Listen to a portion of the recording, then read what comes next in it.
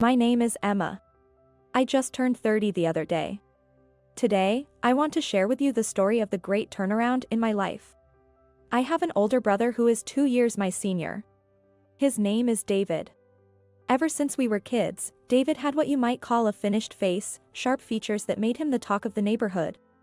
With rumors that he might be scouted by some talent agency. He was the so-called handsome guy. He was charming, smart, and quick-witted for a child. Our parents and the adults around us adored him. On the other hand, ever since kindergarten, I was the only one in my family with a chubby figure. My features were similar to David's, but being chubby, my appeal was greatly diminished.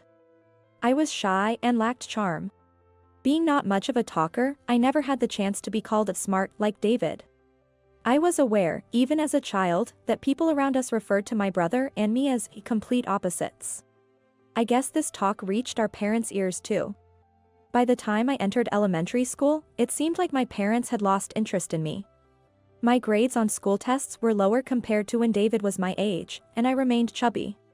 David got snacks at 3 p.m., but I didn't. Yet, for some reason, I remained chubby. I remember my mother laughing and saying, "Really, you're so round and ball-like." As a child, I didn't quite understand and felt somewhat happy when she laughed, but now I realize I was just being made fun of. David got new clothes and shoes for various reasons, his birthday, scoring a goal in soccer club, and so on. In contrast, even though I was a girl, I only had hand-me-downs from David, even his shoes. I can't remember how many times I fell because the shoes didn't fit. The only thing that was truly mine was the backpack given to me by my grandparents before they passed away. It was my treasure. After a while, David graduated from elementary school and went on to a private middle school. He was accepted into a well-known school for his academic excellence, and our parents were overjoyed. Around this time, David, with his cute celebrity-like features, received offers to be a kid's model.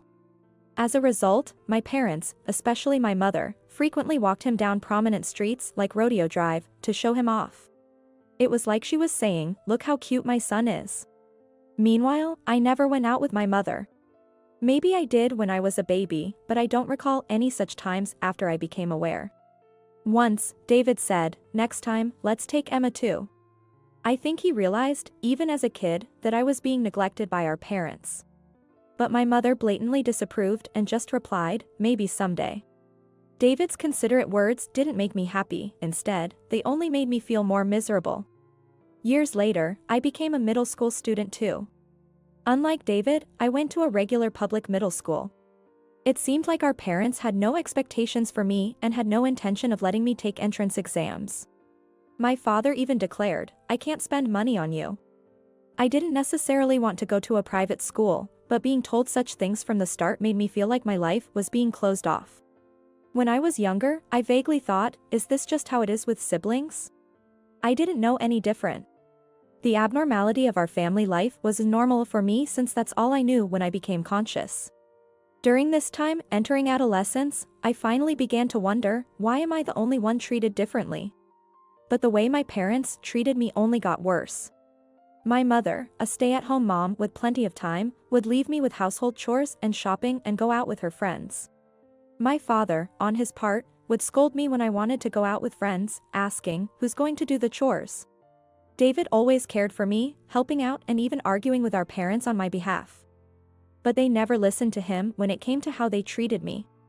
As time went on, David got busy with high school entrance exams and then attending one of the top high schools in the county, leaving him little time to think about home or me. And that's when I really began to understand what hell was. It started with the parent-teacher meeting no-show incident. In any other family, parents missing a parent-teacher meeting would be a big deal. But for our parents, it was more like, "We're not going, so what?" It wouldn't even qualify as an incident. During my 3 years in middle school, they only attended the conference once, when I was in the first year. They didn't come in my second year, nor during the crucial third year when I was preparing for exams. My teacher, Mr. Smith, expressed concern, asking if something was happening at home, but I just brushed it off. I knew my situation wasn't normal, but it wasn't like I was being physically abused by my parents. I didn't know how to express this mental agony I was enduring. Talking about it felt somehow embarrassing.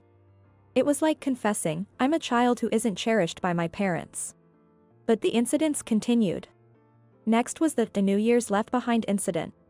That year, at the end of December, my parents took David and went to visit my mother's family, leaving me behind. Until the previous year, I had always gone with them, but this time they said, "You're a student, stay home and study." It was probably just an excuse because they found me annoying. So, I ended up spending New Year's Eve alone. I couldn't bring myself to ask friends to hang out on such a day, not wanting to admit that I'm a lonely child left behind by my family. So, I stayed home alone. I watched the music awards and countdown shows by myself, shedding a few tears before falling asleep. The next morning, the doorbell rang incessantly, waking me up. I thought it was too early for my family to return, so I hesitantly checked the intercom to see who it was. There stood my maternal uncle Kevin and his wife Susan. Shocked, I rushed to the door with my untidy hair and asked, "What's going on?" Uncle Kevin said, "Emma, let's leave this house. We've already spoken to your mother and have her permission. We'll handle the paperwork later. So don't worry." Confused, I asked, "What do you mean, Uncle Kevin? Leave the house?" His demeanor unsettled me. What did he mean by leaving the house? Aunt Susan said, "Emma, if you don't mind, we'd like you to become our child. We've always thought of you as our daughter since you were born, especially since we couldn't have children." I was speechless. Indeed, my aunt and uncle, who couldn't have children, had always doted on me during visits. They had often criticized my parents' attitude towards me. It was Aunt Susan who played with me when I was left alone while my parents only paid attention to David. And Uncle Kevin who bought me snacks and cute clothes. I have far more fond memories with them than with my own parents. Uncle Kevin, who had just been with my parents, told me this. "Your parents, they're planning not to let you go to high school. They want to make you work as soon as you turn 16 to save money for David's college. We can't just stand by and let this happen. You have the right to go to school and shouldn't have to grind away your life for the family." I stood there in shock. Could this be what being dumbfounded feels like? My parents were willing to sacrifice my future for David's. That's why they hadn't attended any parent-teacher meetings in years. They had no interest in my dreams or aspirations. In their eyes, my life was planned out as a workhorse. As I crumbled to the ground, my uncle and aunt knelt beside me, comforting me. "We're not your real parents, and you might feel awkward with us, but we promise to make you happy," Aunt Susan said, her eyes brimming with tears, hugging me as if overcome with emotion. "You have the right to be happy. We should have come to get you sooner. If you don't mind, we want you to become our daughter." Uncle Kevin said this to me, his eyes red, looking straight at me. I wondered, had I ever been wanted like this by an adult since I was born? It had only been a little over a decade since my birth. The choice of what to do next was clear to me. I decided to become the adopted child of my aunt and uncle. 10 years have passed since then. Since they took me in, my aunt and uncle showered me with so much love and gave me countless joyful experiences. Aunt Susan enjoyed picking out clothes for me and took me shopping on weekends, while Uncle Kevin, who had always wanted to drink with his daughter, prepared a bottle of wine from the year I was born for my 21st birthday. We went on trips together, and my somewhat childlike uncle even took me to zoos and aquariums when I was in high school. These are unforgettable, priceless memories I never had with my real parents. Initially, I still saw them as my uncle and aunt, but gradually, I came to think of them as nothing but my parents. Now, I call them a dad and a mom.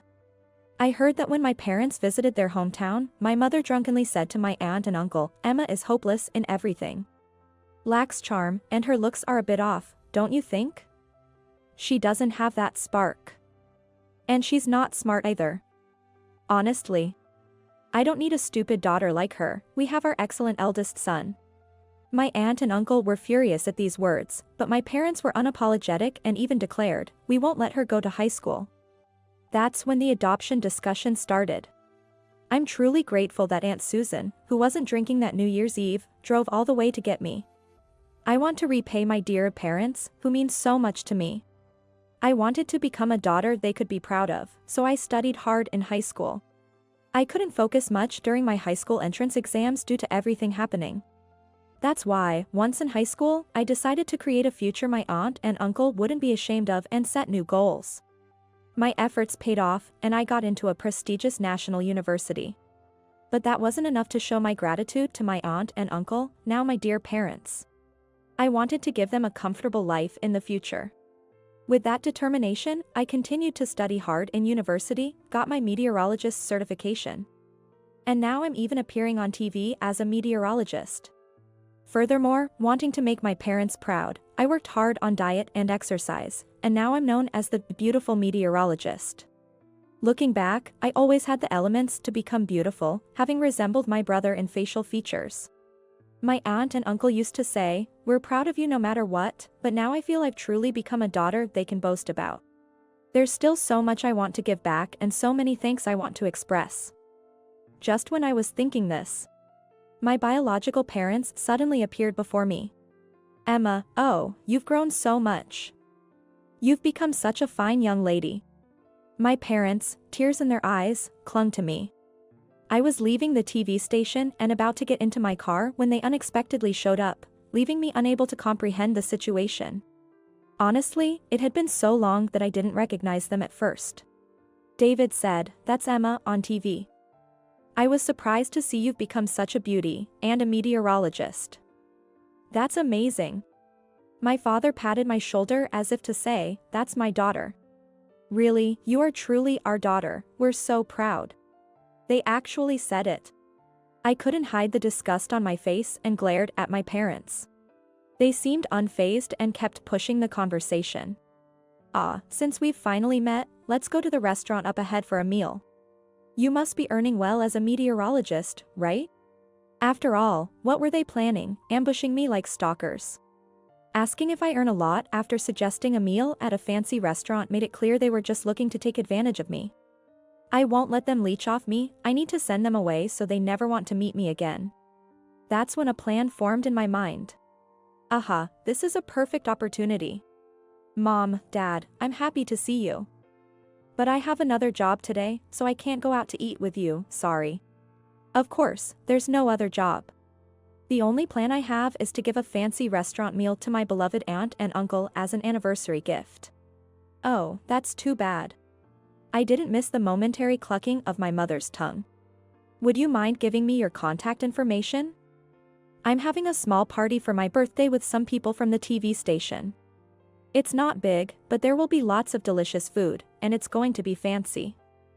I'd love to invite you too." When I suggested this, my parents' eyes visibly lit up. "Really? That's great. Actors from the TV station will be there, won't they?" "Don't be silly, Dad, of course they'll be there." My parents were beaming with excitement. "Actors? As if. It's a small party for meteorologists, after all. Mainly newspaper and TV station staff. At best, some announcers and MCs will be the most glamorous guests." I smiled back at my parents' expectant faces and left with a "see you at the party." A month later, as planned, I rented a venue for my birthday party. It was a small event, but a considerable number of people gathered. My parents arrived, waving their hands and calling, "Emma." As if to say, "Look, we are this child's parents." It's really annoying. "Mom, Dad, welcome. Could you go to the dressing room right away? They'll do everything from your outfit to your makeup. The clothes you're wearing are nice, but they have brand clothes for rent there, so take this chance to enjoy the atmosphere." They were all smiles at my suggestion. So transparent. Completely overjoyed and showing off. Oh, I rarely get to wear brand clothes. I wonder if they'll suit me. You've put on a bit of weight. Stop it. I complimented them, saying, "You both are still young and beautiful, so anything will suit you." They nodded as if they had been waiting for those words. As a child, I couldn't understand my parents, always afraid of being disliked even more. But now, seeing them like this, they seem quite simple. They are the type of people who wag their tails at anything high-end, powerful, or beautiful. After getting their hair and makeup done, my parents returned to the party room, visibly delighted. My mother wore a light pink, shoulder-bearing miniskirt dress, the kind usually worn by younger people. It resulted in an appearance that was utterly nonsensical for her age. The sagging skin on her knees betrayed her age, impossible to hide. Dad chose a loud yellow and green geometric patterned tie with a bright red suit. In fact, he was the only one at the venue wearing such a flashy suit. Even for a casual dress code party, no one else would choose such a tasteless combination. The clothes, indeed brand name, were acquired from a second-hand shop. In fact, I had arranged everything. I told the makeup and wardrobe people, my parents are coming today, so please dress them in these. These are memorable outfits from when I was little, and we went to a family party. Of course, I have no such memory of going to a party with these parents. A little white lie. My parents, believing the outfits to be brand new, seemed quite pleased when I repeatedly assured them that they looked fitting. They are flashy, but if you say so, then it must be all right. They seemed to think. Once, my parents listened to everything my accomplished brother said, except when it concerned me. Now, their attention is directed towards me, their accomplished daughter. After a while, the party started, and as a party host, it was my turn to give a speech. Before going up on stage, I squeezed my parents' hands and said, I have a message for you two today, so listen closely, okay? My parents were surprised, what, and looked happily at me as I went up to the stage. Thank you all for coming to my birthday party. I want to take this moment to thank everyone who planned this party. My words prompted playful teasing from my friends, you're being too formal. You're not usually like that. Hearing this, I turned towards my parents jokingly and said, as usual. Today, my parents are here too, they are over there, I said, gesturing in their direction. And the lighting technician cleverly spotlighted them. Those are the parents who abandoned me in my teens, yet ambushed me after seeing me on TV, shamelessly trying to reconnect. The room buzzed with whispers at my statement. It's no wonder, as I hadn't shared much of my past with anyone except close friends. What are you saying, Emma? My mother stood up, and my father looked stunned. Those two compared me unfavorably to my talented brother since I was in kindergarten, oppressing only me. I didn't get snacks, only hand-me-downs from my brother. Even being treated like that, as a young child. I loved my parents because that's all a child knows. But in middle school, they pushed all the household chores onto me and even said they wouldn't let me go to high school. They never came to parent-teacher meetings. And then my aunt and uncle, worried about me, adopted me as their daughter. I'm usually very cheerful, if I do say so myself. That's because my aunt and uncle took me in and continually showed me with love that I wasn't a worthless child. Gaining confidence and overcoming my shyness, I was able to transform into a bright personality. So, my backstory came as quite a shock to the people at the party. Suddenly, I heard voices condemning my parents, that's awful, to come to your daughter's birthday dressed like that. My parents, unable to withstand the stares, hung their heads and trembled. But now, I'm thankful to those two. Because of them, I was blessed with my aunt and uncle, my truly dear parents. And I learned the warmth of a family. At these words, my parents looked at me as if to say, does this mean we're still important to you? I quietly smiled back at them. Max from Daily News, are you here? Please turn this story and the photos into an article. Consider it my birthday present. I called out to my acquaintance from the magazine, who had already taken photos of my parents. Wait, stop. Don't do it. Don't take pictures. My parents panicked, desperately trying to hide their faces. No decency even in the end. I shouted at them. When I was a child, no matter how much I pleaded to stop, you forced me to do things. You can't expect to get away with it now after doing that to me. My mother was teary-eyed at my rebuke. Please, I will apologize to you. If it gets published, both of us will be blamed. You wouldn't want that for your parents. Would you? I was astounded at her audacity. Do you really think I still consider you as my parents? You never raised me properly, abandoning all your responsibilities as parents. My parents are my aunt and uncle, they are the only ones who are truly my mom and dad. Don't ever involve yourselves in my life again. Before I knew it, tears filled my eyes as I recalled everything and my gratitude towards my aunt and uncle. Witnessing this, guests at the party forcibly escorted my parents out of the venue. It's over, truly this time. I have completely cut ties with those people. When I was a child, I cut ties with my family under the protection of my aunt and uncle. But this time, I was able to distance myself from those people with my own strength. I feel a sense of accomplishment and gratitude towards my aunt and uncle, and even though I'm teary-eyed at how much I've grown, I'm feeling incredibly refreshed right now. Afterward, when the magazine editor asked me, "Are you sure about this?" I said please do it, and they published an article about my upbringing. It was quite sensational, covered by various programs, and while there were concerns about my image being tarnished, most of the articles and news were favorable, saying things like the comeback story of a girl cornered, approaching a modern-day Cinderella, and my popularity soared. On the other hand, my so-called parents, whom I reluctantly call that, faced scorn from neighbors and had to move out of their house after my article was published.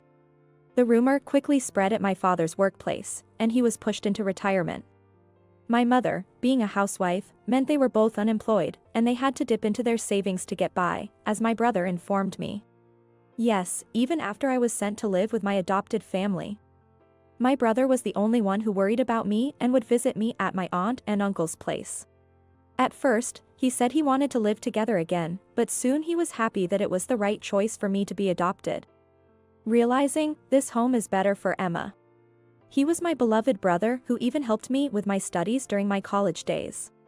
After I told everything to the magazine, my brother also decided to cut ties with our parents, essentially disowning them.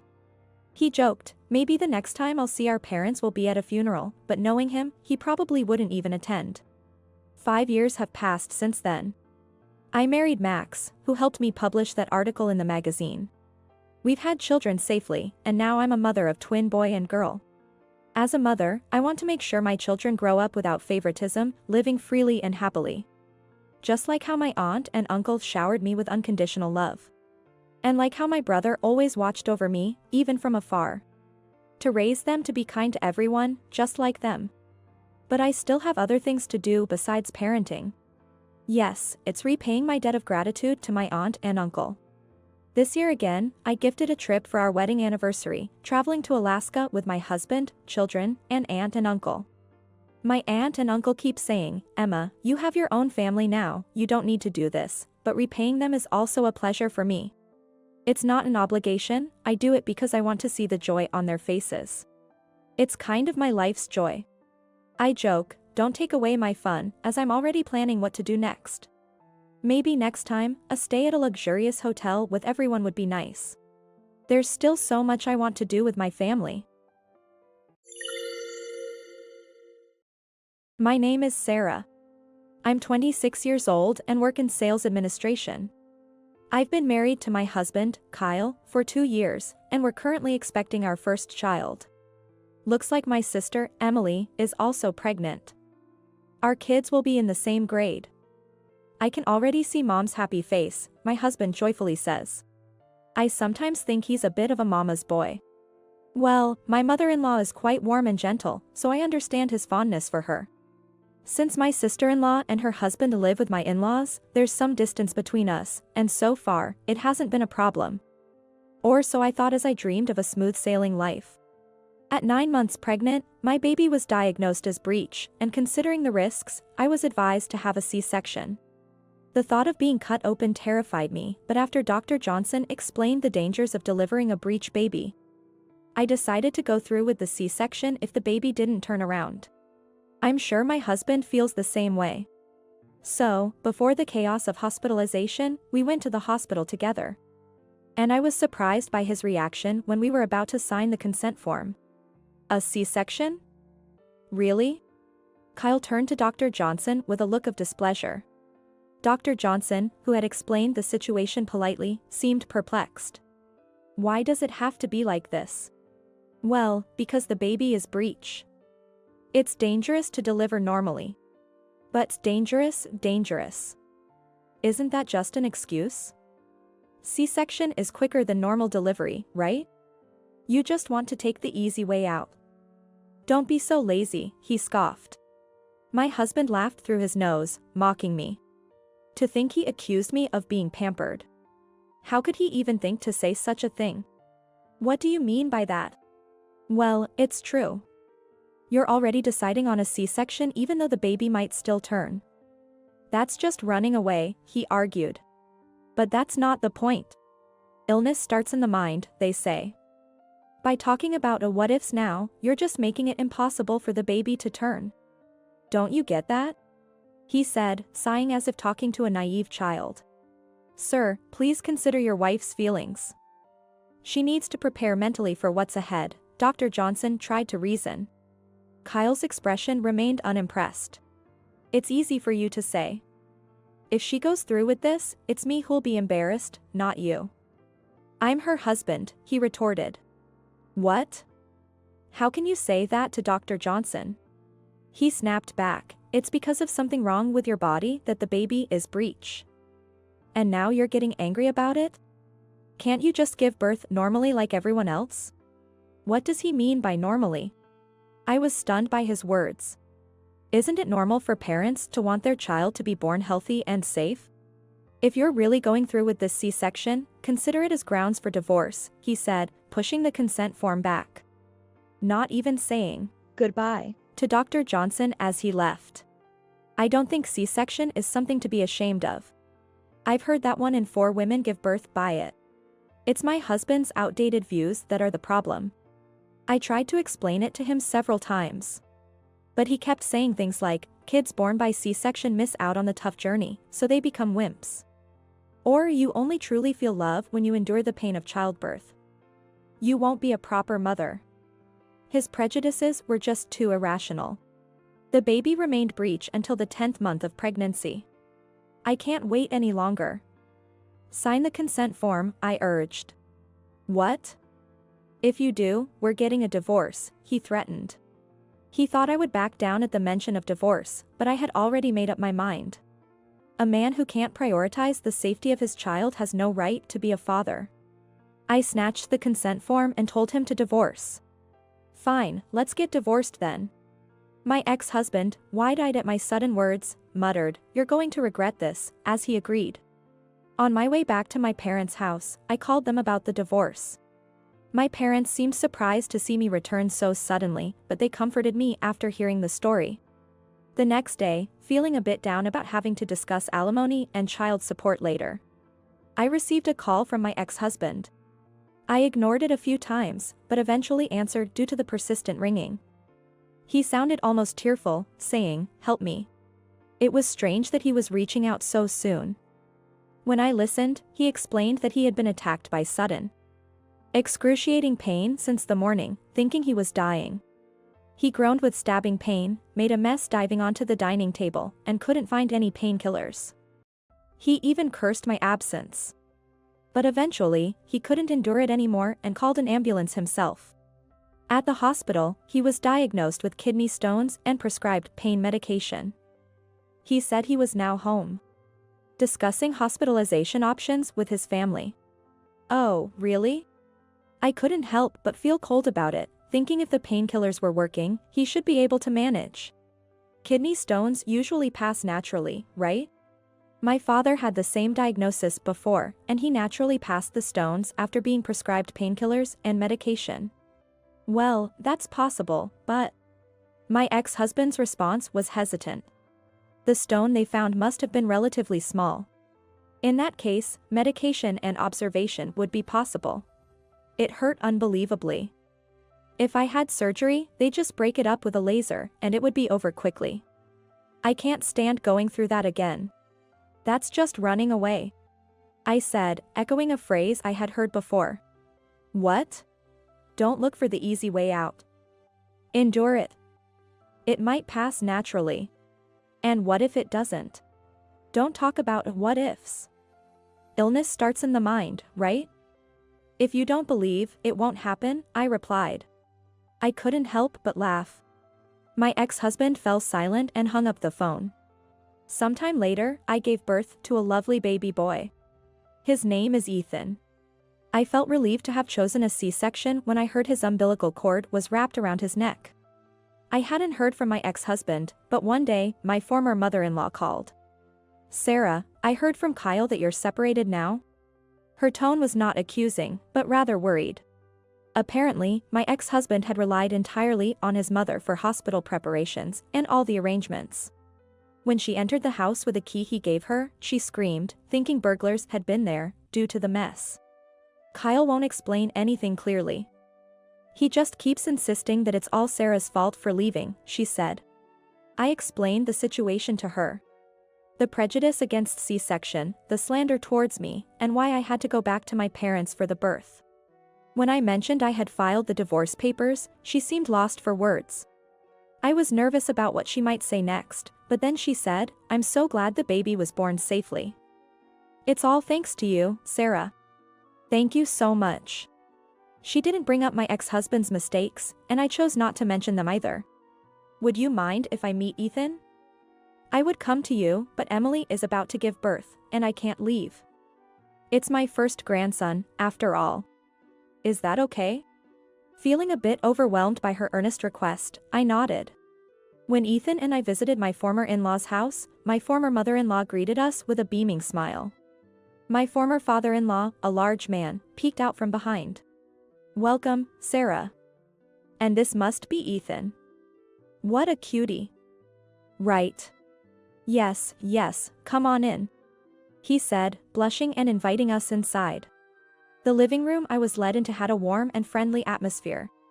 But then, someone emerged from the back, completely ruining that mood. "Hey, Sarah. How dare you show your face here so brazenly?" It was my ex-husband, whom I hadn't seen in a long time. Was I tricked into coming here?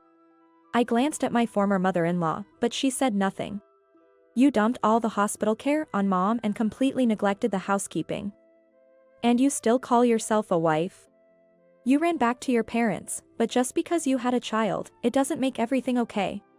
Just because I had a child. You look so nonchalant. You went through with the C-section after all, even though I strongly opposed it. You just took the easy way out. If the kid turns out spineless, it's on you. You're a disgrace as a wife." His words were as outrageous as ever. "Sorry to burst your bubble, but I'm not your wife anymore. I filed for divorce the day I left." "What? Don't mess with me, I won't accept this." Just as my ex-husband raised his fist and yelled, a calm voice from my former mother-in-law said, "Enough of this." In a suddenly gentle tone, my ex-husband said, "Of course, Mom, you're right. She's just a failure of a woman." My former mother-in-law, squinting her eyes as if to say, "Don't say another word," sharply retorted. "I told you, Kyle. Apologize to Sarah. I'll only accept an apology from you." Her calm tone surprised even me. Mom?" My ex-husband was flustered. "Sarah, I'm truly sorry. I failed in my upbringing. I was foolish, not believing everything was true. I apologize." My former mother-in-law said quietly, bowing her head. So, she wanted to see her son's true colors. "It's not your fault, Mom." As my ex-husband tried to continue, she shot him a cold glare. "You said that since C-section don't involve the pain of childbirth, the mother won't feel love for the child. Well, it's true, isn't it? If they come out easily. How can you think that being cut open doesn't involve pain? Childbirth doesn't end at birth. From that moment, you start raising them with all your might. The wound on the stomach hurts, throbs. Just smiling at the cuteness of your child can cause sharp pain. You endure the pain because you love them and want to raise them." Her words conveyed sympathy towards me. "But, it must hurt, right? But then what about the child? If they come out so easily, they'll miss out on life's trials and become spineless. Listen, Kyle. Even if a child's character is affected, it's secondary to their life, right? That's what I told my mother-in-law." You and Emily were both born by C-section, she said with a faint smile. My ex-husband was stunned and frozen. Shocked? "Well, it's a pity to think your mother was a failure. But the spineless one you're talking about is you." Distraught and holding his head, my ex-husband looked at me when she said, "I was surprised to hear the story from Sarah." "Sarah. It's your fault. Because you went for a C-section, all this happened. As my ex-husband raised his hand at me, my former father-in-law stepped in, preventing any harm. My former mother-in-law, looking down at my ex-husband on the floor, said, "Emily is likely to have a C-section for her next child too. Having a brother like you is a bad influence." Emily too. Apparently surprised, possibly due to his sister complex, my ex-husband turned pale. A husband who can't respect women is truly worthless. She snapped and then, as if to say this conversation is over, signaled to my former father-in-law with her eyes. He silently grabbed my ex-husband's arm and dragged the screaming man to the front door. Unable to resist his large father, my ex-husband was thrown out of the house. A husband who doesn't cherish his wife is really the worst. My former mother-in-law smiled sweetly. It was her usual, charming smile. The financial arrangements for the divorce were all handled by my former mother-in-law, with the satisfactory result of receiving plenty of alimony and assurances that child support would be paid. "Would it be okay to see Ethan sometimes?" she asked. Realizing her intentions, yet having become friends with Emily, I replied, "Of course." My ex-husband's disownment hadn't been lifted. After announcing our divorce at work and foolishly revealing the outdated reason, he became a pariah among the women and finally realized the disconnect between his views and society's. Honestly, I was astounded that he hadn't realized it even after what his mother said. Constantly pestered by my ex-husband for a reconciliation, I offered him just one piece of advice. Kidney stones can recur, you know. I advised him to watch his diet and then sent that text before blocking him. I couldn't help but laugh, thinking this topic would be a hot conversation piece for a while.